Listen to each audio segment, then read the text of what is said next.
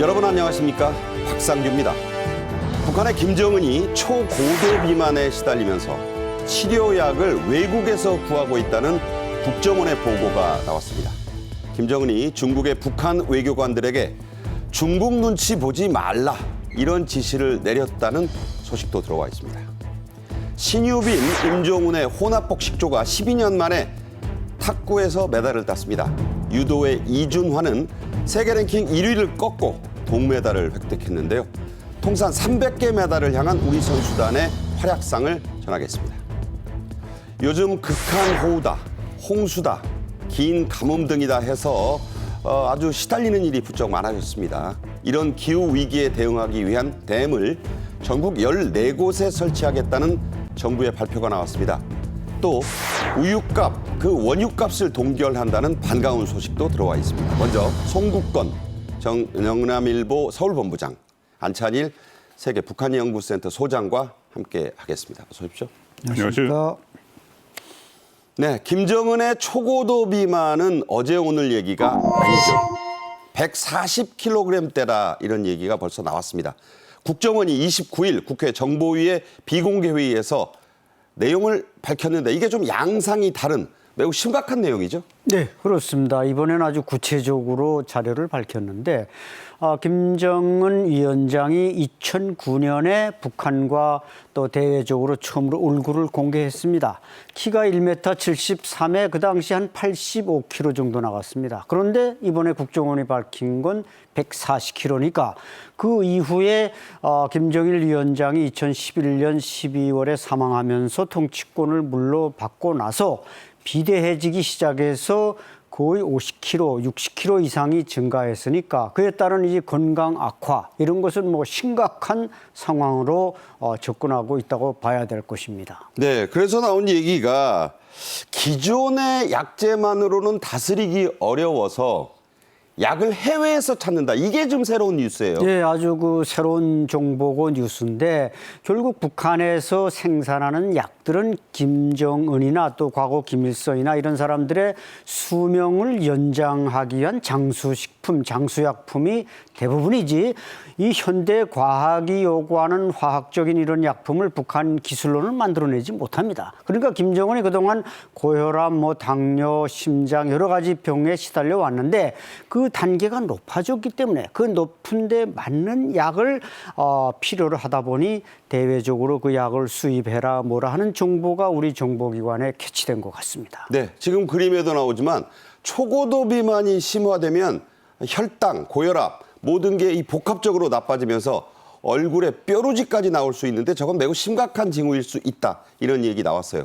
그래서 우리나라의 한 언론이 국정원이 밝힌 그 새 약이 과연 뭔가 이걸 좀 취재해서 결과를 내놨습니다. 물론 추정입니다만 어떤 것들이죠? 일단 추정이죠. 그런데 제가 이것을 또 파악을 해보니까 상당히 유명한 약이에요.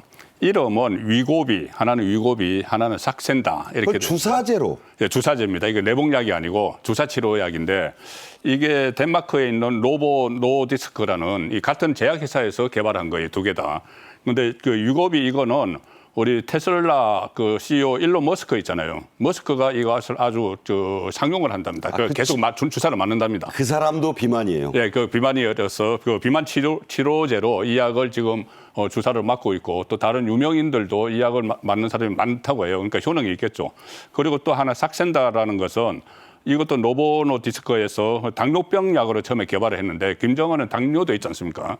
당뇨병 약을 개발을 했는데 이 부작용이 이 체중 감소, 식욕 부진 이게 부작용이 나타나서 이걸 이제 다시 이 상품 허가 변경을 신청을 해서 이것을 또 비만약으로 이렇게 하고 있는 그 상황인 거죠. 자막에도 잠깐 나왔습니다만 수명 예측 프로그램이라는 게 있어서 여기다가 김정은의 상태를 다 집어넣어 보니까 작년에는 한 3년이라고 했는데 네. 올해 여러 상황을 종합할 때 한 1년 더 줄지 않았겠느냐 이런 얘기 나와요. 그러니까 이 만 42세로 예측을 했죠, 작년에. 만 42세니까 작년에 만 39세였어요. 이 지금 1984년생입니다.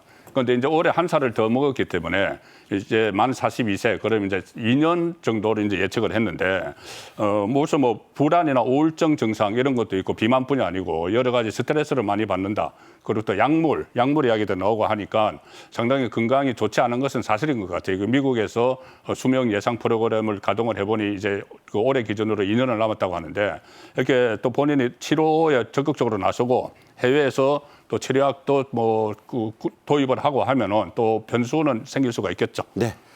기대 수명이라는 건 이대로 놔둘 경우에는 2년에서 3년 사이에 사망한다는 거니까 본인도 이 뉴스를 알겠죠.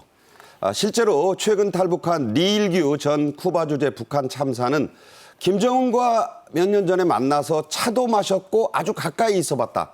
그런 얘기 했어요. 그런데 매우 숨가빠했다. 그렇게 증언했죠? 네, 그렇습니다. 아주 곁에 있기가 거북스러울 정도로 자기 가슴이 막 답답할 정도로 김정은 이 총비서가 씩씩거리고 또 숨가빠하고 말도 제대로 못하고 이런 걸 아주 가장 최근에 김정은 옆에서 본 이일규 참사가 잘 전해졌는데 이것은 우리에게는 상당히 좋은 정보가 되죠. 과거 황장엽 선생님이 와서 김일성 주석이 옆에 있는데 자꾸 방구 조절이 안 되더라. 그랬더니 몇 년 안에 죽더라. 예. 그래서 이 김정은 위원장이 지금 저렇게 숨도 가빠하고 뭐 얼굴도 또 시뻘겋고 말입니다. 이런 걸 보면은 이번에 새로 약을 들여올 만큼 뭔가 질병이 한 단계 높아졌다. 이런 것은 과학인 것 같습니다. 네, 우리가 생각해봐도 얼굴이 빨개서 술 마신 줄 알았다. 숨을 쉬는데 헉헉거리는 소리가 앉아있는데도 들린다. 여러분은 그런 사람을 어떻게 판단하실지 궁금하네요. 자, 김정은이 해외에서 비만 치료약을 구한다는 얘기는 북한에서 더 이상 김정은의 초고도 비만을 다스리기가 치료하기가 어렵다는 그런 반증이 됩니다. 소위 만수무강연구소가 있는데 이걸로도 안 된다는 거잖아요. 네, 그렇습니다. 아까 말씀드린 대로 여기서는 수명을 연장하는데 초점을 맞춰서 뭘 자꾸 개발을 하지 우리 뭐 독일이나 미국이나 이런 현대 과학이 만들어내는 약품을 북한 과학기술로는 도저히 만들어낼 수가 없습니다. 네. 그래서 이제 만수무강연구소, 그러니까 결국 만년 장수하라는 연구소지 현대 신약은 못 만들어내니까 이것을 이제 이번에 수입할 수밖에 없고 또 아까 주사 얘기도 나왔습니다만 북한의 그 고위 간부들은 거의 다 주사로 살아갑니다. 네. 그 주사해야지 이렇게 먹는 건 자꾸 잊어버리고 하니까 비서들이 챙겨줄 수 없어서 주사로 하는데 그런 약들이 이제 들어오는데 이 만수무강 연구소는 사실 1972년 김일성이 환갑 때 그때 이제 만들어졌습니다. 네. 그게 만들어져 가지고 뭐 김정일 위원장 지금 김정은까지 3대로 오고 있는데 여기는 상당한 인력과 인재들이 모여 있습니다. 한 4천 명 된다고 하고 예. 의사, 뭐 그 의사가 어떤 의사인지는 모르겠습니다만은 한 200명 된다. 네, 그렇습니다. 200명 되는데 이게 다 평양 의대를 졸업하고 특히 다른 연구사들도 평성 이과대학을 졸업한 사람들이 포진하고 있습니다. 이 만수무강연구소 참 이름도 재밌죠.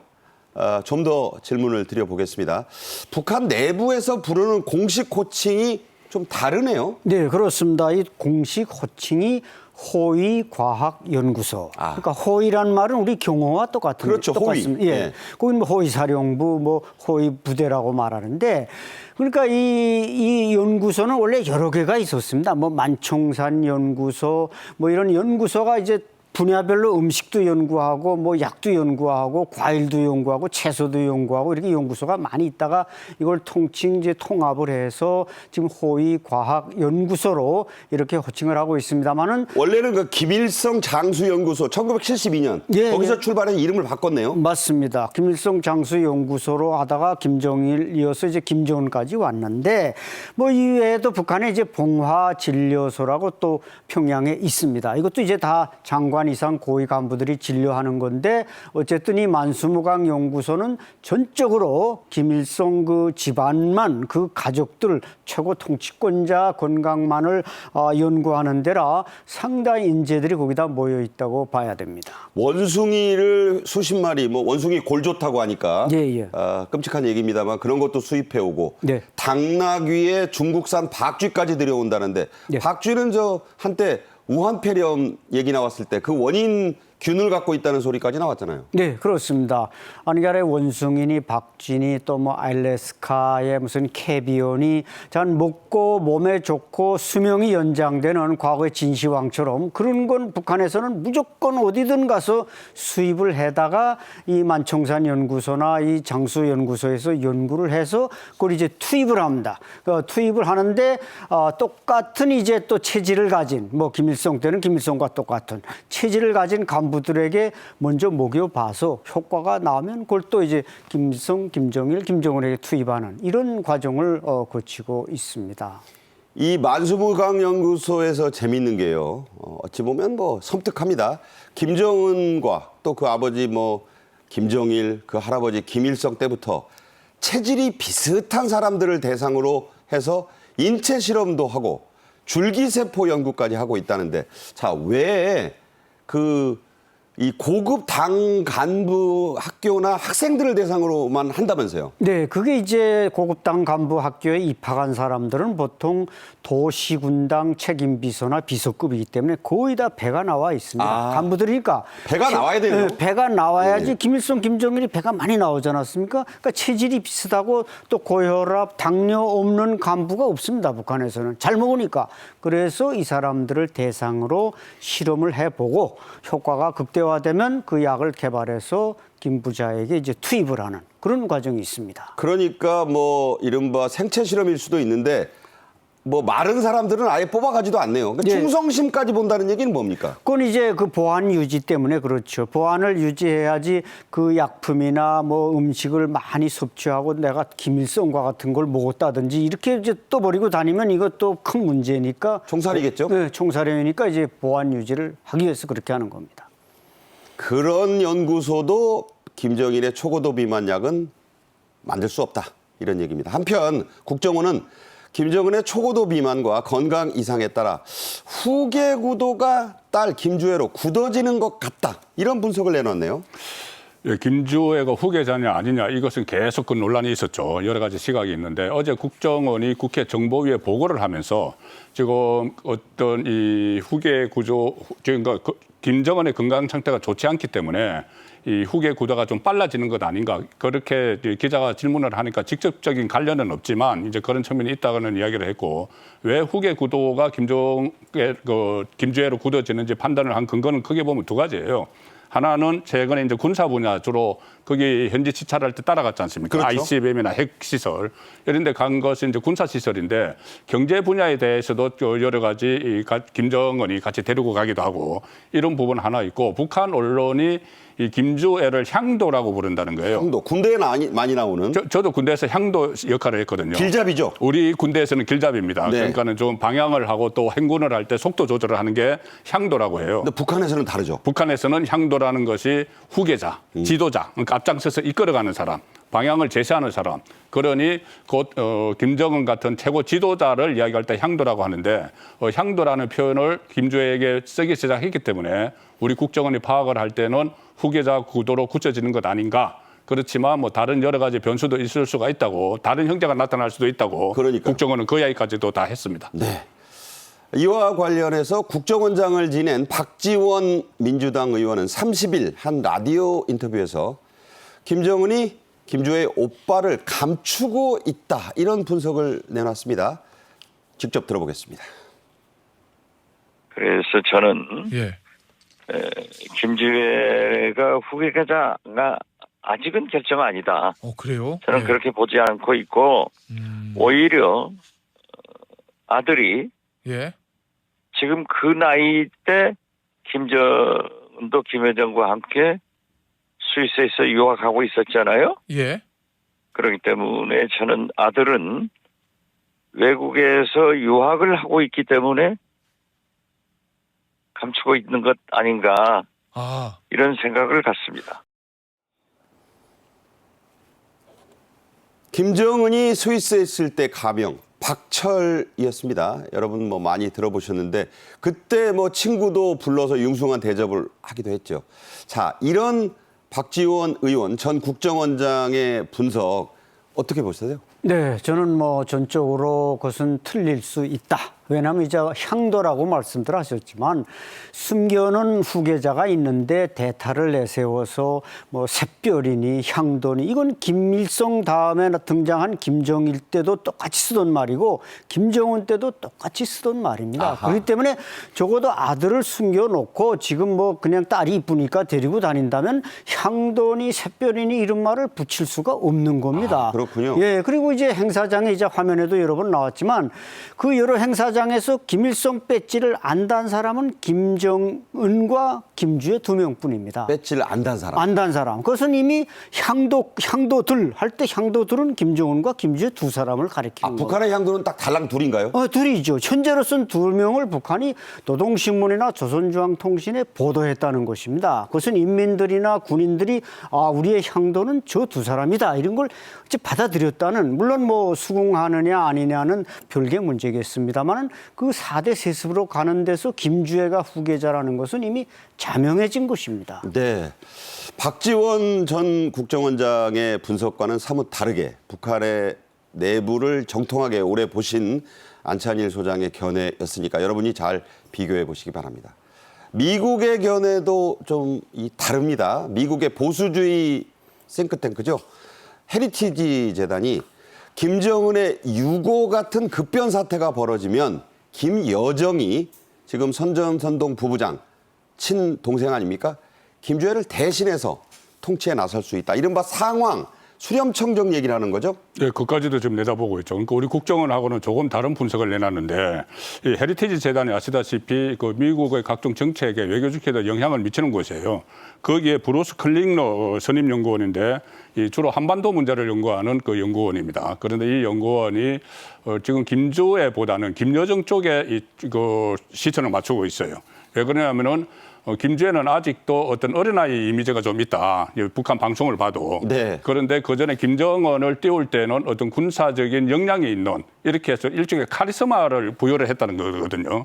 근데 카리스마를 부여하는 일이 없기 때문에 김주애보다는 아마 김여정이 그 후계를 맡을 가능성이 있고 혹시 김주애를 하더라도 아직 나이가 어리고 하니까 김여정이 조금 전에 말씀하신 대로 대리 지도를 할 수 있다. 수렴청정을 할 수 있다. 그렇게 이야기를 하면서도 이 클링러 이 선임 연구원은 또 한마디를 더 붙입니다. 네. 북한이 앞으로 김주애에게 또 특별한 계속 역할을 부여를 해서 카리스마를 키워줄 수도 있다. 그렇게 되면 김주애가 후계자로 들어설 수도 있다. 이 부분은 우리 국정원과 같은 입장인데 우리 국정원과 달리 이 김여정의 등장 가능성을 또 거기다 곁들인 것이 새로운 분석이죠. 네. 제가 보기에는요. 결국 이게 초고도 비만과 여러 가지 합병증이 만약에 김정은의 기대 수명을 얼마나 줄일 수 있느냐 또는 늘릴 수 있느냐에 달려 있습니다. 그러니까 제가 보기에는 김주애가 지금 13살인데 한 서너 살 더 키워줄 수 있는 시간을 김정은이 마련해 준다면 어떻게 구도가 달라질지. 근데 그게 짧아진다. 그러면 또 김여정이 될 수 있다. 자, 이렇게 되는 것이 아닌가 저는 그런 생각도 가져봅니다. 한편 국내 한 주요 조간신문이 31일 김정은이 중국에서 근무 중인 북한 외교관들에게 아주 중요한 지시를 내렸다고 했습니다. 중국 눈치 보지 말라. 이걸 1호 포치라고 했다는데 자, 1호 포치. 또 이런 얘기 했습니다. 평양시장에서 중국 돈 사용을 막고 위안화 사용 막고 중국 영화 보지 마라. 중국 대사가 북한 전승절 기념식에도 안 갔습니다. 자, 종합해 보면 뭘 말하나요? 네. 그러니까 중국 눈치 보지 말라. 그러니까 외교관들이 중국 눈치를 아직 보고 있다. 러시아로 김정은은 생각을 바꿨는데 중국 눈치를 보니까 이제 보지 말라. 이것은 이제 그만큼 중국에 대해서 뭔가 배짱을 내대는 건데 과연 김정은이 여기에 대한 그 손익 계산을 했는지 좀 걱정이 되고 어쨌든 이제 말씀하신 대로 지금 북한 내에서 화교들이 지금 돈줄이 꽉 막혀가지고 그 중국 위안화를 못 쓰게 하니까 지금 상당 고통을 겪고 있고 장사도 안 되고 인민들의 생활에는 많은 타격이 있는 겁니다. 이것은 이제 어떤 현상으로 나타났냐면 지난 7.27 6.25 행사 때 중국의 왕야진 대사가 북한에서 진행하는 6.25 행사에 불참했다는 것입니다. 그런 일은 전례가 없었잖아요. 전혀 없고 모든 외교관들이 참가하는데 중국은 인민해방군이 북한 한국전쟁에 개입했던 나라인데 그걸 불참했다? 이것은 상당히 심각한 문제인데 아마 이것은 이제 지난해 9월에 김정은이 이제 러시아를 방문한 이후에 중국과 이렇게 마찰과 갈등이 심화됐는데 이번에 폭발했다. 그러니까 과거에 그 김일성이 한때 우리 육사와 같은 강권종합 군관학교에 중국을 조심하라 이런 교실에서 벽에다 써붙인 적이 있습니다. 결국 이번 포치는 그때와 비슷한 상황을 만들어내고 있는데 이것이 향후 이 삼국의 갈등이 김정일의 통치력에 아마 심대한 타격을 주지 않을까 저는 그렇게 봅니다. 네.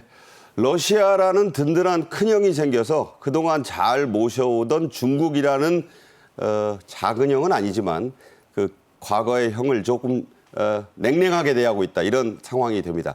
자, 이걸 1호 포치 공지라고 하는데 이게 내려오면 뭐가 어떻게 달라질까요? 네, 당장 뭐 북경 대사관 또 소냥 총영사관 이런 외교관들이 중국 당국을 대하는 태도가 달라지는데 물론 뭐 그들이 머리를 들고 다닌다고 뭐 중국 사람들이 무서워하지는 않습니다. 네. 문제는 북중 간에 지금 많은 밀수와 이런 화교들을 통한 어떤 돈의 수입, 생필품의 수입 이런 것들이 행해지고 있는데 중국 당국이 거기에 대해서 뭔가 억제를 하기 시작하면 북한 인민 생활이 상당히 어려워질 것이고 거기다가 지금 북한과 지금 푸틴 평양 방문 때 러시아에다가 도로와 교량을 건설하는 걸 합의를 했습니다. 지금 신압록강 대교가 건설된 지 지금 10년이 넘었는데 그걸 북한 쪽에서 막아서 지금 이 왕래가 안 되고 있는데 그건 가만 놔두고 국경에 도로와 이게 저걸 교량을 놓겠다는 건 결국 북한이 이젠 완전히 중국과 등을 쥐고 러시아로 다가가겠다. 이런 시위인데 이게 참 앞으로 북중 관계가 우려가 높은 현상으로 나타날 것 같습니다. 짧게 말씀드리면 또 이런 감정적 조치도 취했어요. 시진핑하고 김정은이 같이 걸어갔던 다렐의 그 길이 있어서 그 발자국에다가 동판까지 만들어놨는데 지난 5월에 중국이 이걸 다 떼버렸다네요. 맞습니다. 김정은이 이제 지난 2018년에 그 싱가포르 북미 회담을 앞두고 중국을 2번이나 방문하지 않았습니까? 그 지적하신 대로 시진핑하고 걸어간 그 도로에다 이렇게 발자국을 만들어서 역사적으로 기념하겠다는데 그걸 중국이 파버렸다? 이건 북한에 대해서 정말 크게 삿대질한 겁니다. 네. 자, 이런 변화가 영구히 가지는 않을 거예요. 이게 다 김정은의 노련한 밀당. 두 형들 사이에서 지금 수위 조절하고 있는지도 모릅니다. 러북 군사 밀착을 바라보는 중국의 입장 변화와도 밀접한 관계가 있는 거죠? 그렇습니다. 지금 앵커 말씀하신 대로 이게 이제 지금 당장 현재 문제지. 이게 북한과 중국은 자기들끼리는 혈맹 관계라고 하기 때문에 언제든지 예타산 관계가 맞아떨어지면 다시 돌아갈 텐데 어쨌든 현재로서는 중국은 그 상당히 심기가 불편하죠.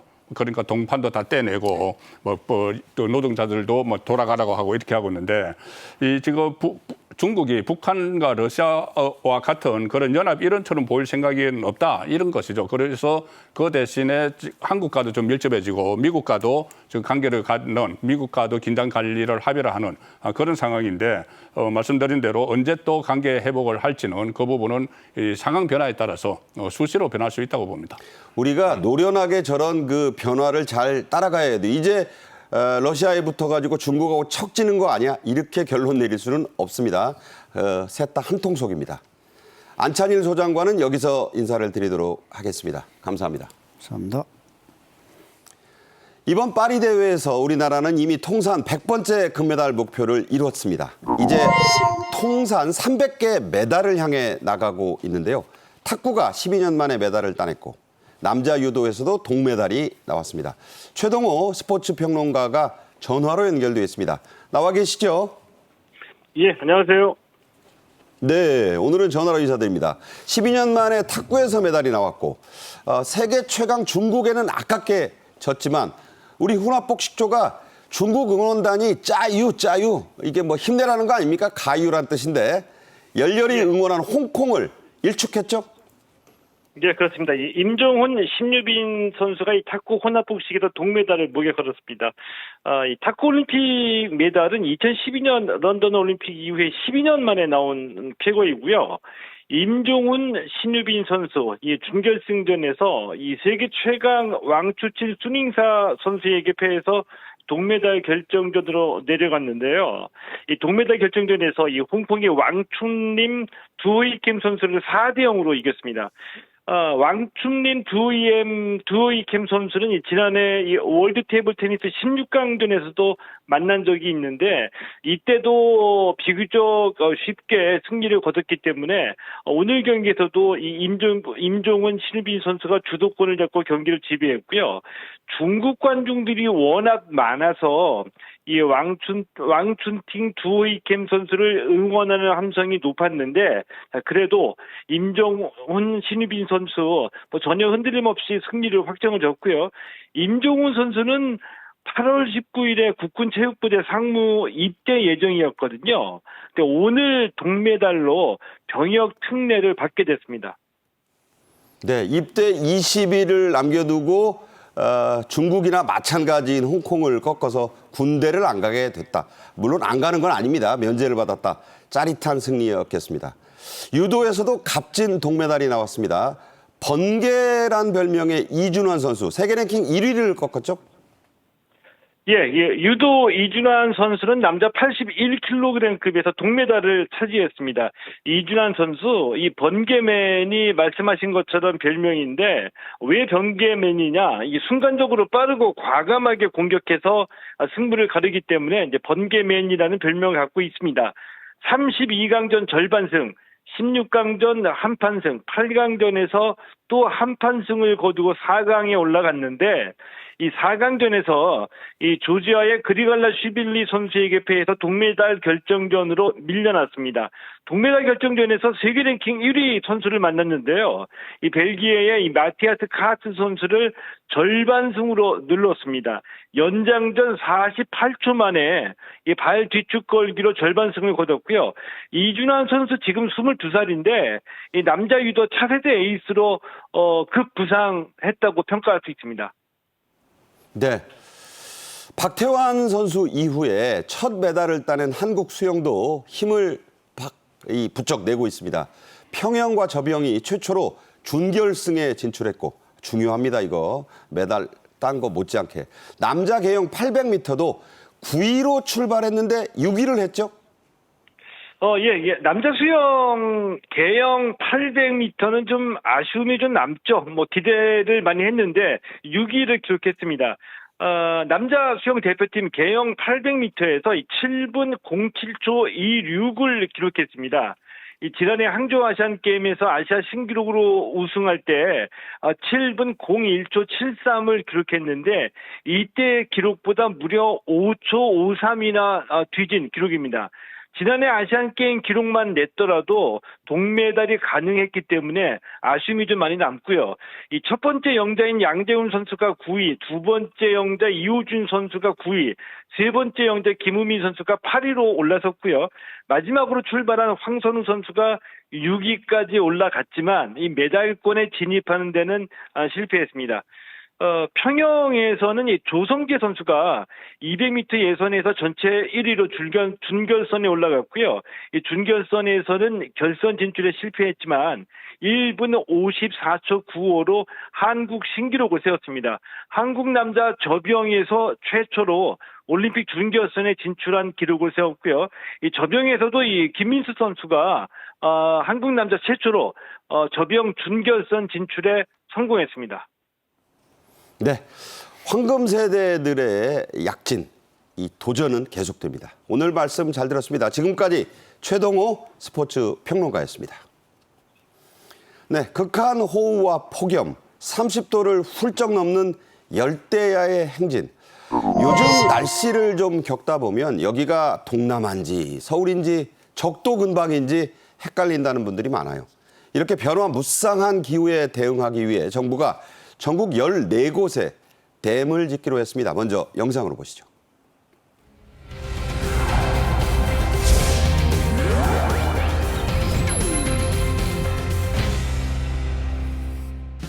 이번에 발표한 기후 대응댐은 지역 주민의 삶에 친화적인 댐이 될 수 있도록 하겠습니다.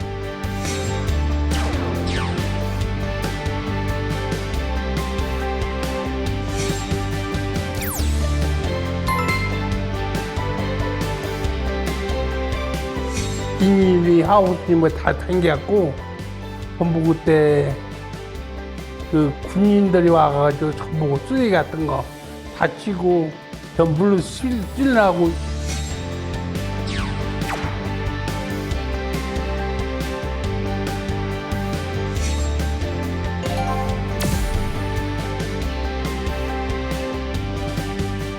예측하지 못한 극한 가뭄이 오면 남아있는 용량만으로는 정상적인 생활용수 공급이 어려워집니다.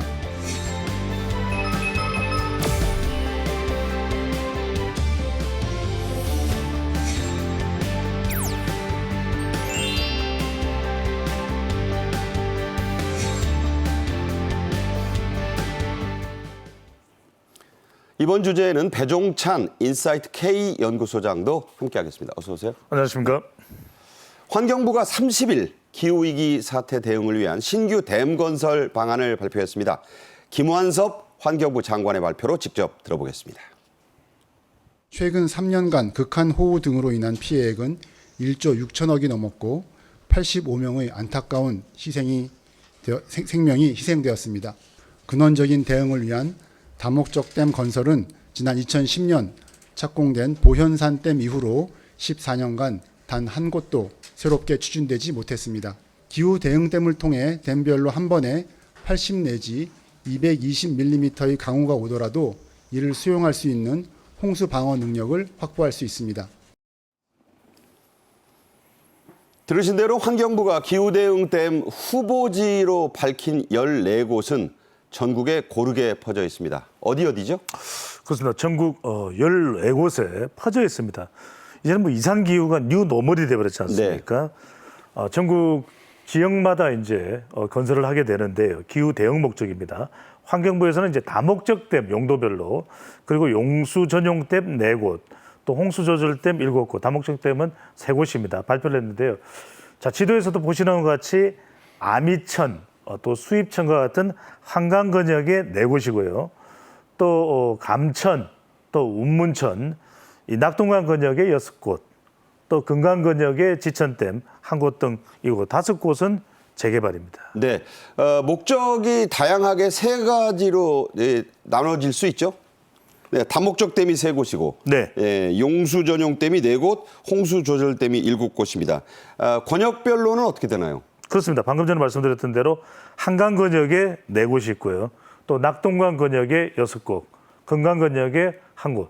이 중에서 이제 5곳은 이제 재개발을 하게 됩니다. 있는 댐을 리모델링 한다는 거죠. 그렇습니다. 네. 김완섭 환경부 장관은 이들 댐을 물 그릇이라고 표현을 했습니다. 그 이유가 뭘까요? 무려 1억 톤을 담는 물그릇이죠. 기후 변화로 지금 그 홍수와 가뭄이 되풀이되고 있습니다. 그러니까 홍수가 났을 때 물을 이제 댐에 가둬서 최고 크게는 1억 톤짜리도 있어요. 가뒀다가 가뭄이 되면은 그것을 풀어주는 큰 그릇 역할을 한다. 그 의미가 되는데 2018년에 댐 사업이 전면 중단됐죠. 지난 정부 때 중단되고 나서 크게 3번이 있었습니다. 최근 3년간만 해도 4번이 있었습니다. 4번의 큰 가뭄이 있었고. 큰 홍수가 3번 있었고 큰 가뭄이 1번 있었어요. 4번이 있었는데 그 상황으로 인해서 홍수로 인해서 피해액이 무려 1조 6천억 원. 네. 그 피해가 났습니다. 그래서 이번에는 좀 전에 말씀하신 대로 14개 중에서 그 딱 절반인 7개가 홍수 대비용이거든요. 네. 그래서 이 댐 사업이 완료가 되면은 연간 2억 5천만 톤 용수가 새로 공급이 되니까 홍수 피해는 상당히 줄어들 걸로 그리고 그 피해 금액도 최소화될 걸로 예상이 되고 있습니다. 비가 많이 와서 물난리 날 때 여러분 우리나라 물이 너무 많아. 안 그렇습니다. 우리나라 물 부족 국가입니다. 이 점을 일단 이해하시고요. 환경부는 기후변화 피해를 막기 위해서는 이런 댐 건설을 더 이상 미룰 수 없다고 했습니다. 기후변화에 따른 피해, 요즘 막심하죠? 그러니까요. 10년 전에는 이럴 거라고 생각하지 못했지 않습니까? 그러면 10년 뒤는 얼마나 심각할지를 예상할 수 없는 겁니다. 기후변화에 따른 홍수, 또 가뭄이 이제 상시화되고 있다. 지금 이 댐 건설을 시작을 해도 10여 년 정도 걸린다는 겁니다. 네. 그러니까 그것을 예측하고 예상하고 할 수밖에 없는 것이고 파주, 부여, 익산 지난 7월 한 달의 강수량이 1년 강수량의 절반 정도로 됐습니다. 그러니까 절반 이상 와버린 거예요. 와버린 겁니다. 한 달에. 그러니까 뭐 20년 만에 가장 많이 온 것도 있고요. 그렇다면 지난 2년 전입니다. 2022년에 남부 지역의 가뭄이 무려 227일. 급수차 가가지고 뭐 생수 주고 했잖아요. 그러니까 1년에 3분의 2가 가문 겁니다. 그래서 나오는 이야기가 태풍 흰남노가 들이닥쳤을 때 그때 포항 댐이 있었다면 그렇게나 피해가 컸을까? 말 그대로 댐이라는 것이 뭐 환경 파괴하려고 댐을 짓는 것이 아니라 기후 대응, 더 큰 피해를 막기 위해서 필요하다는 것이죠. 포스코의 그 제철 공장이 물에 잠겨가지고 엄청난 피해가 났잖아요. 이 댐이 있었다면 그때 수백억 원, 뭐 연관유가로는 수천억 원의 피해가 났을지도 모르고 그때 얼마나 큰 피해 났습니다. 댐만 있었으면 이런 얘기가 나온다는 겁니다. 다목적 댐 신설로 확보된 물은 IT 산업의 쌀로 불리죠. 바로 반도체에도 매우 요긴한 거 아닙니까? 네, 산업 용수를 확보한다는 그런 의미도 있는 겁니다. 즉 반도체 산업을 할 때 이 물의 양이 반도체 품질을 좌우한다 이런 말이 있더라고요. 왜 그러냐면 그 웨이퍼라고 있지 않습니까? 웨이퍼에 있는 그 제조 과정에서 모든 불순물을 제거를 하는데 엄청난 양의 물이 필요하다는 거죠. 그 삼성전자 같은 경우에 작년에 용수 치수량이 무려 1억 7,736만 톤. 그렇기 때문에 이 전용댐이 있어야지 반도체 업계 물 부족 사태도 좀 해결을 할 수 있는 그런 상황인데 특히 용인에 있는 반도체 산업단지 여기에서 상당한 그 물이 필요하거든요. 그렇죠. 그런데 이번에 새로 그 개발을 하는데 수도권에서 수도권 저 큰 영역에서 수도권에서 보면은 이 용인 반도체 산단에 물을 공급할 수 있는 곳이 경기 연천에 하기로 한 아미천댐 그리고 여기는 총 저수 용량이 4,500만 톤이나 됩니다. 네. 그리고 양구에 하기로 한 수입천댐 여기도 한 1억 톤. 의 그 물을 공급을 할 수가 있으니까 이 홍수 조절도 하고 다목적 댐에서는 우리 이 반도체 산업의 반도체 품질을 높이는 그런 역할도 할 수 있게 되는 셈이죠. 다만 이번에 발표된 댐들을 건설하기까지에는 거쳐야 할 관문들, 이거 만만치 않은 관문들이 꽤 있습니다. 이게 수몰 문제하고도 관련이 있잖아요. 그렇습니다. 이제 지역 자체가 마치 이제 우리가 단양 같은 경우를 보듯이 지역 자체가 이제 수몰로 인해서 물에 잠겨서 없어질 수도 있기 때문에 주민들 동의가 중요합니다. 그래서 지자체 간의 반응도 상당히 엇갈리고 있습니다. 그래서 정부의 이야기는 뭐 강행하겠다 이런 것이 아니라 기후 대응에 충분히 이제 주민 설득도 필요한 것이고 8월에 그래서 이제 공청회가 열리게 됩니다. 이것을 열어서 지역의 또 주민들의 의견을 충분히 수렴하겠다라는 것이 정부의 방침입니다. 네, 의견 소통을 많이 하고 예산 지원 문제도 해결을 해야 되니까 첩첩산중이지만 정부는 의지를 갖고 하겠다는 얘기입니다. 오늘의 마지막 주제 얘기해 보겠습니다. 우유와 버터, 치즈는 물론이고 아이스크림 등등 우유가 안 들어가는 식품을 찾기는 매우 어렵습니다. 정부가 우유의 원유값을 2020년 이후 4년 만에 동결하기로 했죠. 이게 왜 중요하냐면요. 동결이라는 게 이게 우유값이 오르게 되면 또 천정부지로 또 물가가 올라갑니다. 그래서 올해는 우유의 원유값을 안 올린다. 흰 우유 가격도 이제 동결이다. 실제로는 이제 오를 만한 이유는 충분히 있겠죠. 그럼에도 불구하고 이따가 이제 설명을 드리겠습니다만 흰 우유의 원료 가격을 유지한다. 그럼으로써 이제 다른 제품으로 그래서 우유를 원료로 사용하는 이런 가격이 안 올라가게 되고 그러면 이제 물가도 이제 유지되는 것이고 상당히 이제 정부의 물가 관리 기능으로서 중요한 건데 실제로 이제 가공유 가격은 리터당 5원이 오히려 인하되는 그런 결과까지도 나올 수 있을 것으로 보입니다. 네, 바나나 맛 우유 이런 게 다 가공유입니다. 나는 흰 우유 안 먹는데 하는 분들 꽤 있습니다. 사실 그분들도 다 우유 먹습니다. 사실 이 우유가 부지불식간에 우리가 먹는 거의 모든 가공식품에 대부분 들어가기 때문입니다. 따라서 관련 유제품 값 인상도 좀 피할 수 있게 됐죠? 그렇죠. 상당히 폭이 넓습니다. 저희들이 이야기하는 그냥 우유가 그냥 우유만이 아니고 뭐 치즈, 뭐 우리가 다 아는 것들도 있지만 뭐 빵, 뭐 과자, 아이스크림 전부 다 그 우유가 들어가죠. 그래서 원유값을 이렇게 동결을 하게 되면은 관련 상품들 가격도 지금 동결이 되는 그런 효과를 얻는데 밀커플레이션이라는 말이 있어요. 밀커와 인플레이션을 합쳐서. 그렇죠.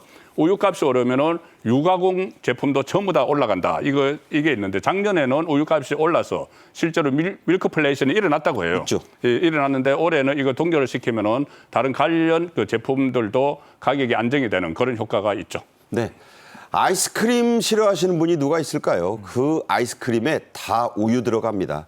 아이들 아이스크림 사달라고 하는데 돈 없어 사줄 수 없는 부모들 시름을 약간은 덜 실 수 있겠죠. 시민들과 유제품 업계도 그래서 원유값 동결을 반기고 있죠. 그렇죠. 진짜 우유 많이 마시는 집안에 자녀가 뭐 2-3명 있는 집안은 진짜 우유를 물 마시듯 하는 집도 있어요. 네. 그러면 얼마나 진짜 힘든데 애 키우는 집은 우유값도 걱정해야 되는데 동결됐다니 반갑다. 이런 소식도 전해지고 있고요. 유업계 관계자들도 동결돼서 다행이다. 유제품 가격을 올리지 않아도 돼서 부담을 내려놨다. 그러니까 저분들도 사실 눈총이 따가웠던 거예요. 그럼요. 이른바 이제 연쇄적으로 가격이 밀크플레이션처럼 다 올라가는데 그런 것들을 좀 정부와 또 관계자들이 합심해서 이뤄낸 것이기 때문에 상당히 다행이다. 정말 안심한다. 이런 반응들이 나오고 있습니다. 네. 서양 사람들은 우유를 먹어서 키도 크고 몸집도 크다. 이게 해방 이후 꾸준히 우리 사회에 유행했던 말입니다. 우유 먹어야 큰다. 김치 쪽 그만 먹어라. 그런 얘기 있었죠. 학교에서 우유 급식을 처음으로 했던 1980년대로 돌아가 보겠습니다.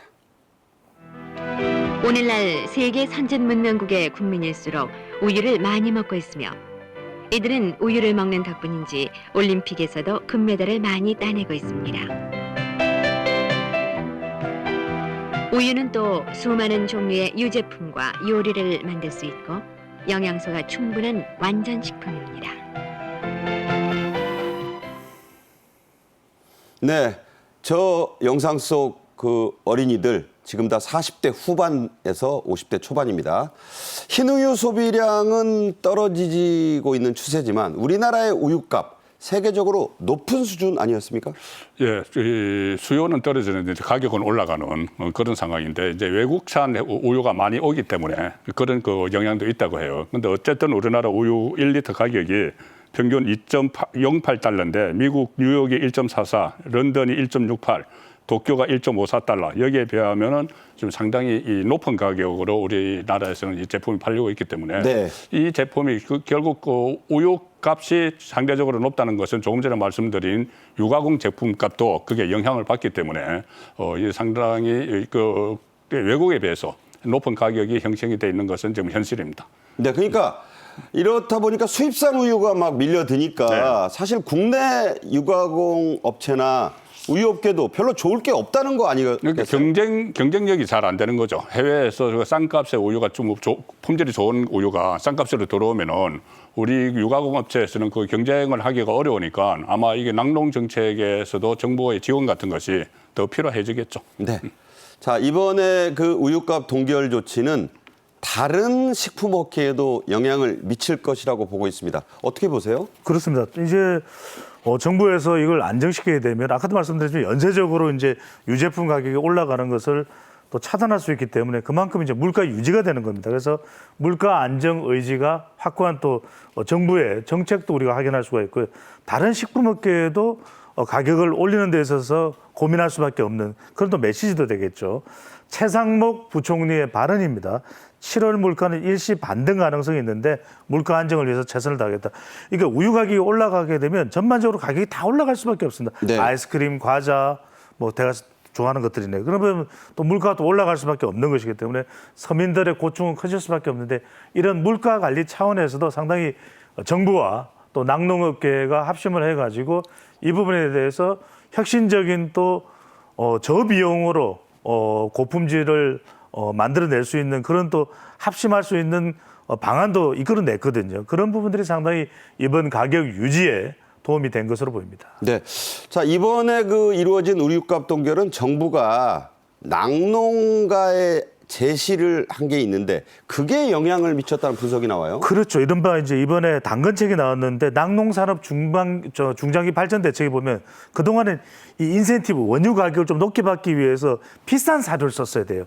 근데 이 기준이 너무 이제 높았던 거죠. 그러다 보니까 좀 과도하게 높다 보니까 비싼 사료를 쓰는 것에 대해서 부담을 가질 수밖에 없는데 이 부분에 대해서 여러 가지 이제 원유 관련된 고품질 성분은 그대로 유지하면서도 저비용으로 원유를 생산할 수 있는 합리적인 그런 이제 시스템을 구축하면서 낙농